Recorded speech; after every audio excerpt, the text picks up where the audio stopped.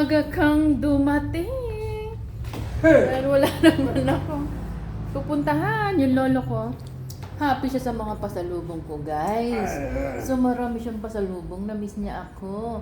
Ako lang daw ba mag-isa umalis? Ayan, may pasalubong na tikway eh. So marami siyang food na pasalubong sa kanya. Diba? Ipapakita ko sa inyo ang food. Ayan. Ang aking mabait na alaga. So, may pasalubong ko sa kanya. Sa kanya galing sa Pinoy kasi nga binigyan ako ng boss ko ng pera. Siyempre, binigyan ko ng pagkain. So, hindi ko naman naubos lahat. So, pasalubong. So, ayan ang aking food para sa aking alaga. Na pasalubong. Tuwan-tuwa naman siya, guys. O, diba?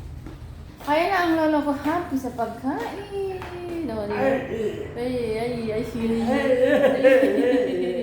Bye-bye! Thanks for watching!